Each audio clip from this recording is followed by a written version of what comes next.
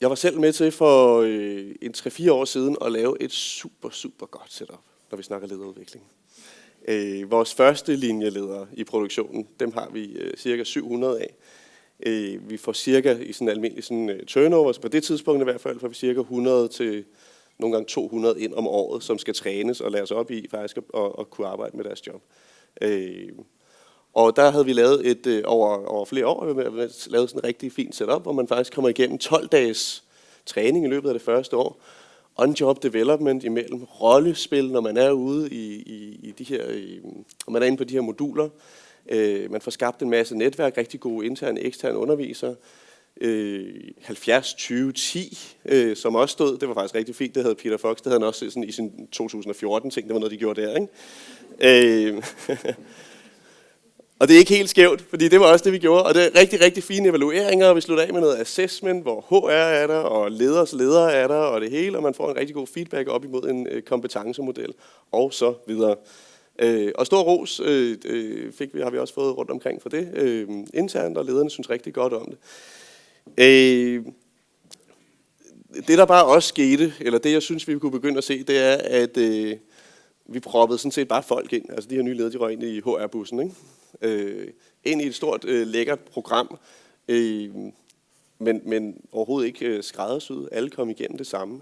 Rigtig meget tid spildt. Jeg ved ikke, hvordan I har det, når I er afsted på programmer, udvikling af diverse ting. Det er ikke altid, man går hjem og gør rigtig meget anderledes bagefter. Også selvom det har været spændende, også selvom man synes, man faktisk har fået noget med, lige når man er der. Og det er ikke, fordi jeg er imod almindelig klasserumsundervisning og den del der. Men problemet var på det tidspunkt her, eller problemet er med rigtig meget af det, vi gør, som jeg igen selv er meget skyldig i, har været med til at udvikle og stadig med til at drive mange steder, det er, at vi putter folk ind i den her store HR-bus. Ingen hensyn til, hvilken kontekst er det, jeg lander i. Hvad er det, der sker lige præcis i det team, hvor jeg lander lige nu? Skal vi optimere? Skal vi reducere? Skal vi standardisere? Hvad er egentlig på agendaen? Er det team, som fungerer godt? Er det noget, som fungerer dårligt? Og det hjalp vi altså ikke meget med i det setup, som vi havde tidligere. Det må vi bare kende. Måske kunne man finde et eller andet lille element af de der 12 dage, hvor man fik noget med, men det var ikke just in time, og det var ikke noget, som nødvendigvis ramte lige præcis det, man havde brug for der. Det ville vi rigtig gerne lave om på. Og i øvrigt så var det heller ikke tilpasset nogen som helst. Nu snakkede vi om læringspræferencer tidligere, så det var overhovedet ikke tilpasset noget omkring, hvordan man lærte bedst, eller hvilken læringsparathed man havde. Så vi vil gerne flytte os fra HR-bussen til at ryge over i sådan en lille Google-bil. Fordi med sådan en, så kan det blive tilpasset noget mere lige præcis det, man har brug for. Man kan selv tilpasse, hvordan man skal sidde, og hvad man gerne vil høre, og man kan også få den til at køre derhen, hvor man nu synes, det er relevant i forhold til, hvad man har brug for at lykkes med. Så vi skulle fra HR-bussen, og så skulle vi over i sådan en lille lækker Google-sag her. Det, der er rigtig svært, og det er faktisk noget af en af mine hovedpointer nu her, det, der er rigtig svært, det er, at det virker så appellerende det her, men hvis vi sådan skal overføre det til forretningskonteksten, hvordan pokker er det så, vi kan hjælpe vores kolleger, vores medarbejdere til at finde tid til og have lyst til at være engageret i at tage ansvar for deres egen læring, altså finde ud af, hvor den der bil den skal køre hen. Kæmpe udfordring. Hos Novo der er det knap så vigtigt at komme over i den totalt adaptive, hvor vi kan begynde at skrive bogen selv. Der er det faktisk vigtigt, at vi får flyttet kulturen over til, at den enkelte medarbejder kan tage ansvar for sin egen udvikling. Og det er for mig det kæmpe potentiale, og der hvor vi har nogle muligheder med det digitale, men også med alt muligt andet. Men vi skal have vores medarbejdere til at have lyst til og være villige til at se muligheder i og tage ansvar for deres egen udvikling. Min vision var faktisk, at vi skulle derhen, hvor hvis der er en nyansat leder, som vurderer af forskellige årsager, at han eller hun ikke har brug for nogen som helst udvikling for at lykkes i sit job, udover det, vi er stadig i en regulatorisk virksomhed, udover det, som man død og pigen skal igennem. Men hvis man vurderer, at man ikke har brug for nogen som helst udvikling i sit job, så er det okay med os. Så vi vil ikke tage ansvaret, vi vil faktisk gerne flytte ansvaret fra HR og ud til den enkelte medarbejder.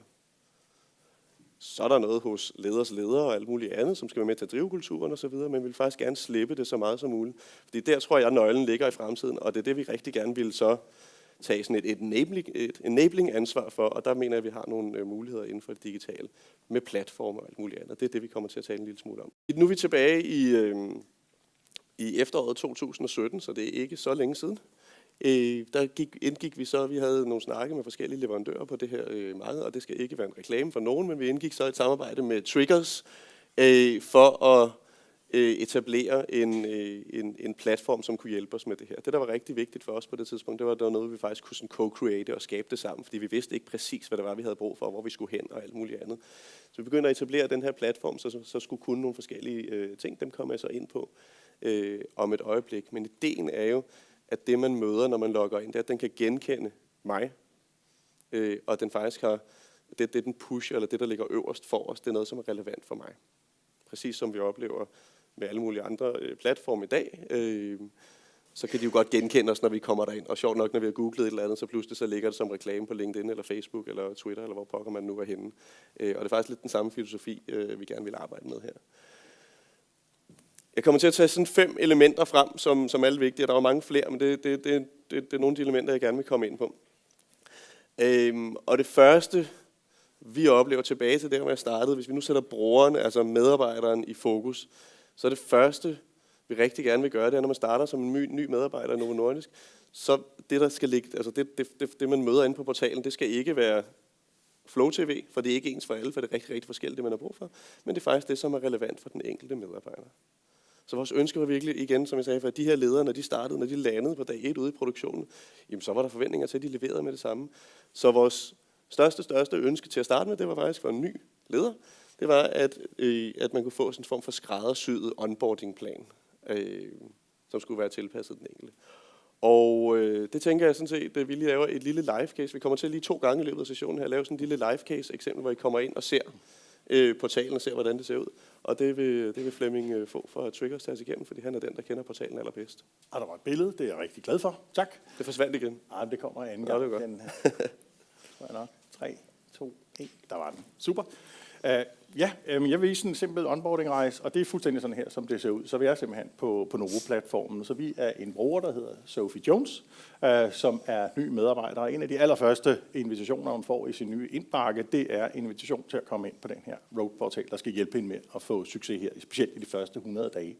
Og når hun trykker på et link, så kommer hun ind på den her forside. Der er single sign-on og de her ting. Og der er ikke 1000 ting, der kæmper om opmærksomhed. Der er 2 ting, hun kan gøre, og en, der står og blinker og siger, vil du ikke være sød og klikke på mig? Og det er en video, der lige kort introducerer lidt om, hvad er det her egentlig for noget? Og når hun klikker på videoen, nu skal jeg nok slippe for at se det hele, men så får hun en lille, altså det er altså 4 minutters introduktion, og vi arbejder rigtig meget med de der korte formater, der simpelthen lige motiverer og engagerer, hvad er det her handler om.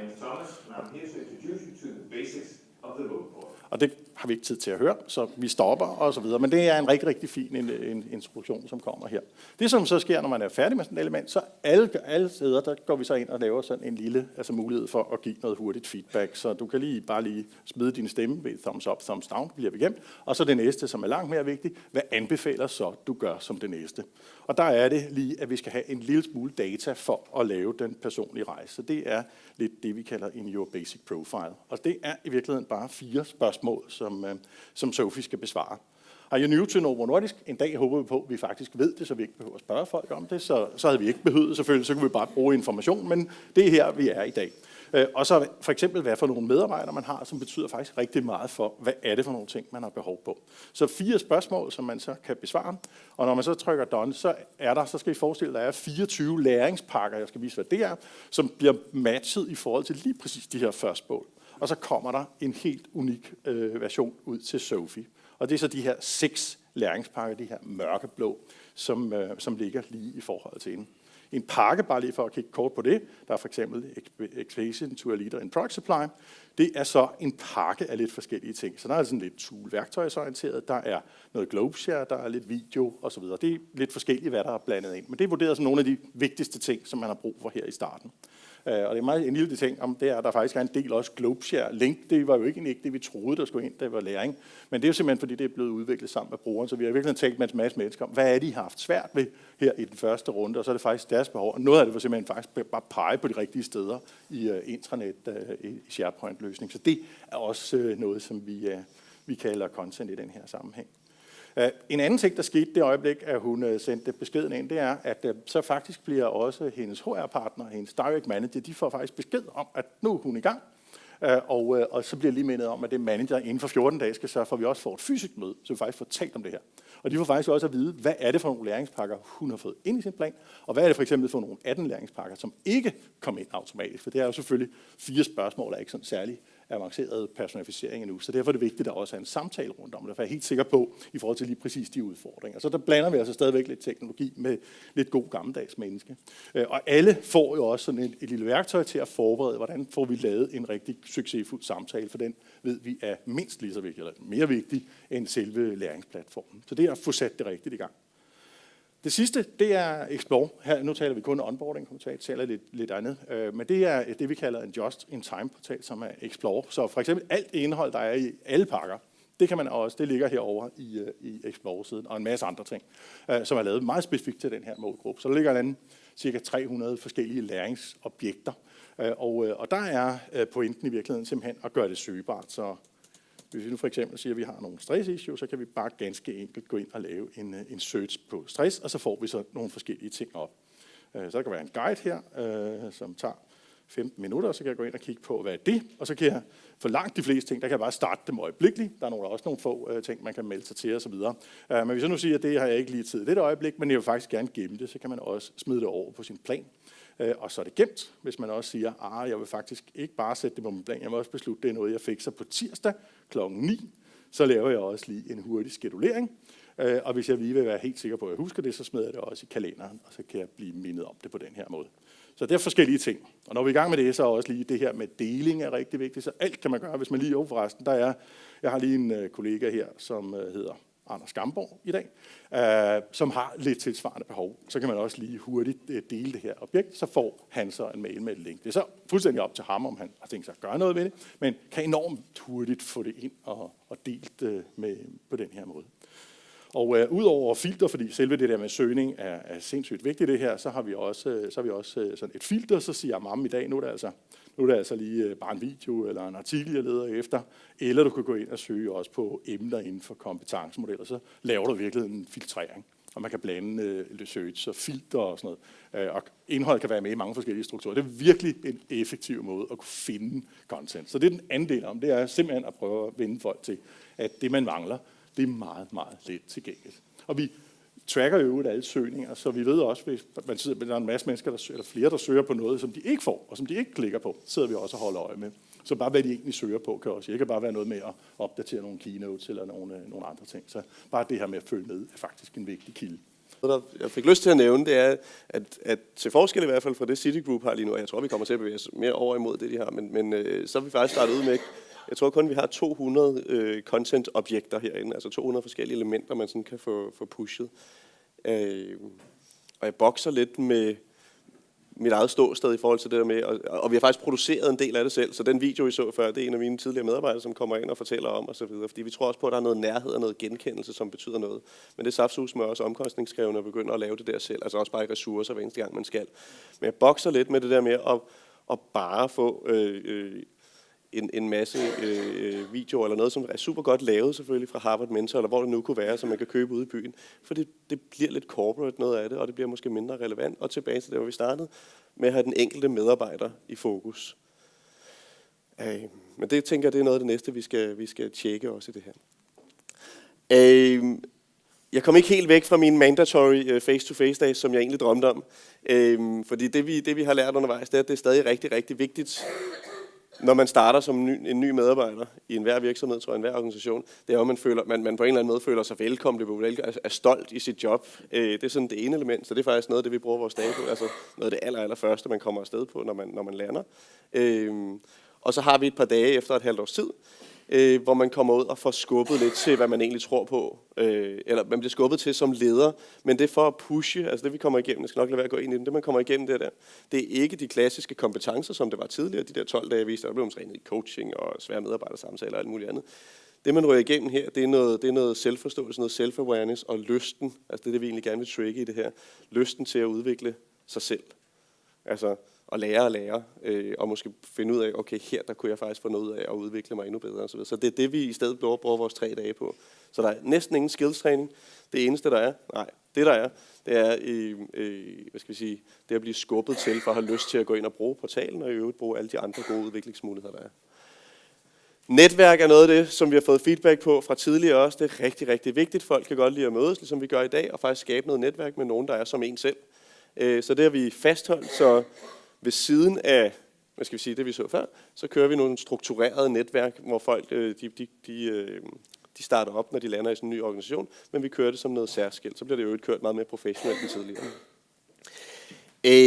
En rigtig vigtig ting, synes vi, og det er faktisk noget, vi er i gang med at teste lige nu, det er jo så, når man har været i virksomheden i et stykke tid, og vi har valgt så inden for 6 til 8 måneder, det er at stoppe op og så sige, nu er vi faktisk lidt over den der sådan rigtige onboarding, så nu skal vi begynde at arbejde, nu skal du arbejde mere med dig selv, lidt linket til det, jeg sagde med face-to-face-træningen.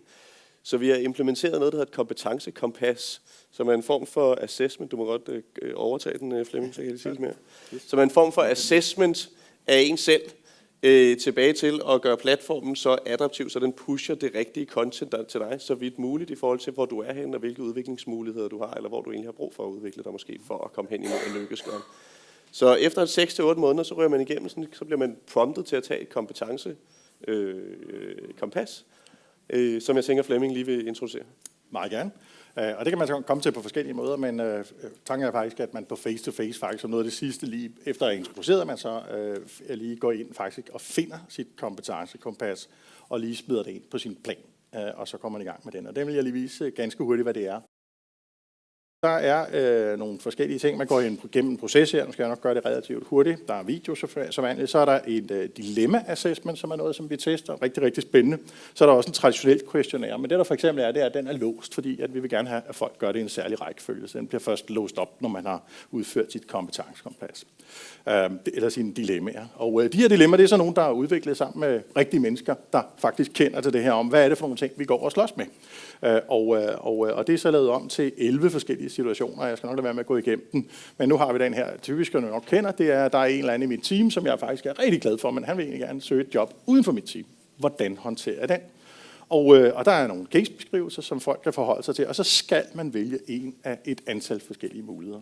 Og det, som er interessant, nu klikker jeg, mens jeg taler, fordi vi har ikke tid til at gå ind i alle sammen, det er, at hver eneste gang er der en eller anden form for trade-off i forhold til neurologisk ledelseskompetencer. Så når noget, man gør lidt mere, og der er noget, man gør lidt mindre. Og selve idealet med at gøre det i sådan et dilemma-format her, jeg klikker lige meget hurtigt igennem her, det er, at man faktisk bliver tvunget til noget, der er lidt mere virkelighedsnært. Så vores ideal er, vi ved jo, at når folk kun laver self-assessment på questionnaire, så ved vi fra vores 360'er, at det er sgu ikke nogen særlig god predictor af ret mange ting, men hvis vi nu som blander det med noget, der er langt mere erfarings- og realistisk, som minder noget om virkeligheden.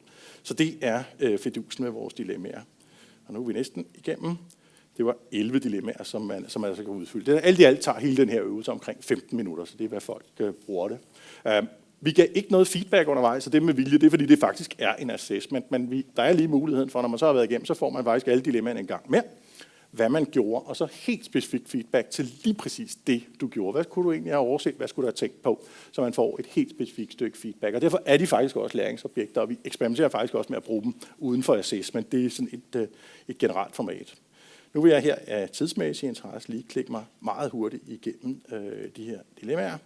Så vi kommer over til den sidste del her. Og det gør vi. Så der. Nu har vi gjort det. Vi har svaret på 11, vi har fået lidt feedback, og så vil vi gerne have, at vi lige også får questionnaire, altså spørgeskemaet udfyldt, og det gør vi så her. Og det er så et mere traditionelt questionnaire. Der er lavet cirka 60 forskellige behavior-spørgsmål, der afdækker neurologiske ledelseskompetencer. Og de kommer ind her, og det er så en selvvurdering. Så for eksempel sådan et statement her, som focuses on development others to accelerate performance, og så skal man så vurdere, er det en development opportunity, er det needs attention, er det capable, er det skillful, eller er det virkelig great strength.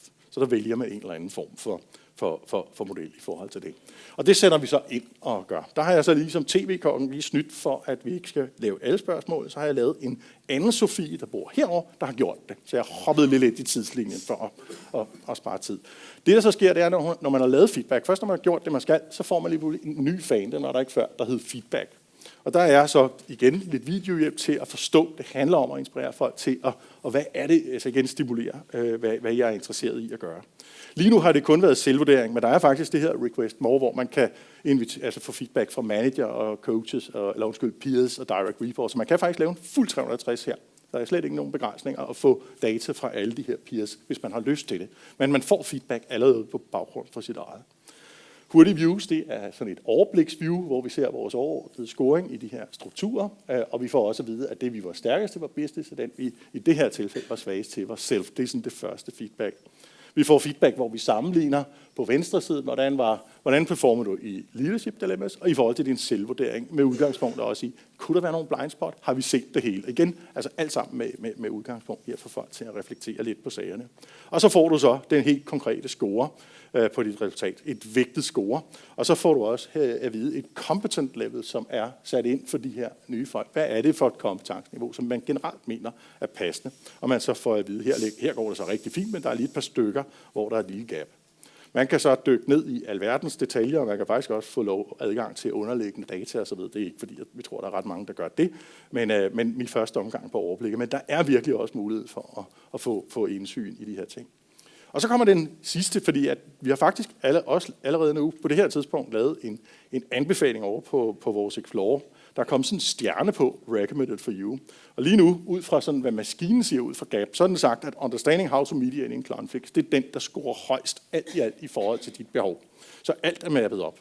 Men vi vil jo gerne have folk til selv at tage ansvar, og det er den sidste ting, jeg vil vise her. Der har vi sådan nogle forskellige drivers, fordi vi vil jo gerne have folk også måske i meget stor udstrækning til at udvikle styrker, i stedet for bare at sidde og lege med gap closing, som vi ved jo er mere effektivt. Så hvis vi nu siger, at de her to, der er maskinvalgt her, de er jo i virkeligheden ikke særlig interessante, men altså den her med Accelerate Development, det er min helt store, og skal vi ikke sige Seek Understanding tager vi også, så vi satser ligesom på 2, og så siger vi de andre mindre vigtige. Det øjeblik, vi gemmer den her anbefaling, så opdaterer også alle anbefalinger i løsningen. Så hvis vi lige kort for, at det kan se, så kan I se, at det er en anden, der nu ligger øverst. Så alt content og også opfølging og så videre, det er så lavet i forhold til lige præcis dit eget behov.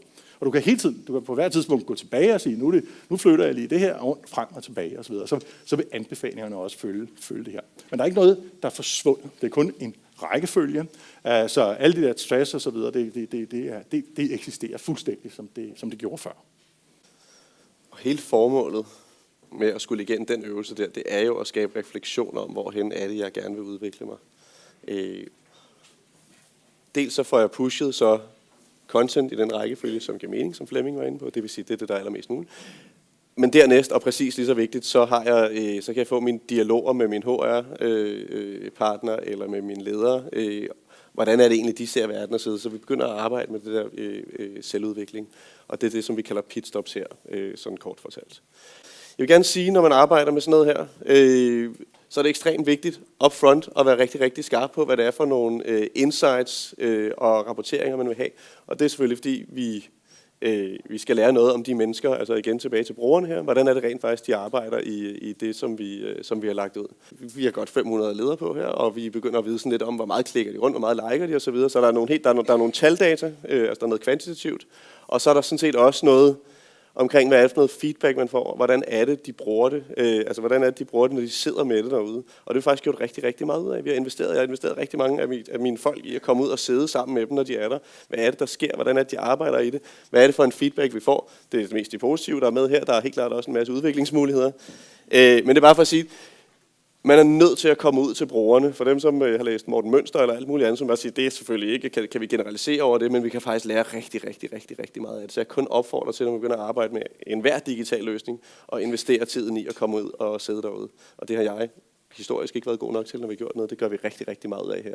Vi arbejder også på at sidde i backend sammen med Flemmings-folk og kigge på, hvad er det for en adfærd, der er. Jeg har haft et specifikt fokus på, hvornår er det rent faktisk folk, de går ind og arbejder med den her udvikling. Altså, hvornår tager de her elementer. Så det, man kan se her, det er døgnets 24 timer. Jeg var lidt bekymret for, at rigtig mange, de sidder her til sidst, og de sidder og gør udvikling af noget, man gør om aftenen efter arbejde. Ikke? Man kan faktisk sådan få bekræftet sådan i store træk, den gule, der repræsenterer vores leder her, at det bliver gjort i arbejdstiden, og det er det, vi gerne vil have. Fordi nu har vi taget de 12 dage væk, de må rigtig gerne bruge dem i løbet af året.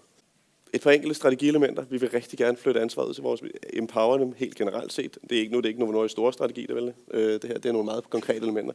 Vi vil rigtig gerne blive bedre til at learn in the flow of work. Josh Bersin, som der var nogen, der henviste til tidligere, taler meget om det. Prøv at google ham, hvis ikke I har gjort det, fordi det rækker langt længere ud end digitale løsninger og alt muligt andet.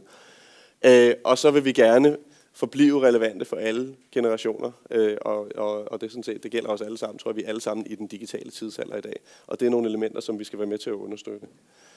Jeg vil gerne understrege en af mine første pointer en gang til. Det nye, tror jeg, for rigtig mange af os, og det vi skal lære, det er at arbejde med nye teknologier og det digitale, hvordan kan vi bruge det osv. Men når vi snakker læring, og i rigtig mange af de løsninger, som vi har, så er det sådan set et fundament, det er at have en rigtig god løsning, en god platform, sted hvor man kommer ind. Man skal jo slet ikke tænke over, om den er god. Vi skal jo ikke tænke over, om de platforme eller de apps, vi bruger, er gode. De skal bare være det. De skal være så nemme, de skal være så lette at gå til, så man slet ikke forholder sig til, om den er god eller dårlig. Det er den bare, det skal være let. Det, der er svært, det er sådan set det, der har været svært altid, og som jeg tænker rigtig mange herinde også kender til, det er at mobilisere organisationen. Altså det er at få folk til at arbejde i den kultur, som vi gerne vil have. Det er at få medarbejderne til at bruge tiden på at selvudvikle. Det er at få lederne til at se og synes, at udvikling af deres medarbejdere er rigtig vigtigt for, at man kan performe til sidst. Så det digitale bliver i min optik, det er sindssygt svært, men det bliver sådan set fundamentet. Og det, der er rigtig, rigtig svært undervejs, det her, det er at blive ved med at mobilisere og arbejde med organisationen, så vi skal lave den her transformation, som vi snakker så meget om. Vi har arbejdet med at bytte lidt rundt på tingene, så den der ready, fire, aim, kan jeg virkelig anbefale, når vi arbejder med det digitale. Det hedder alle mulige fine ting. Det er det, som vi har gjort os også her. Så vi har fået noget, som vi tænkte, vi har snakket med en masse brugere, vi har bygget op, vi har launchet, og så har vi videreudviklet sammen med Triggers og alle mulige andre kloge mennesker undervejs. Og så bliver vi klogere. Det er den eneste måde, vi kan begynde at lære noget om, hvordan vores brugere de arbejder på det her. Så er der noget med at turde kaste sig ud i det og få bygget noget god business case op omkring det, for at kunne lykkes.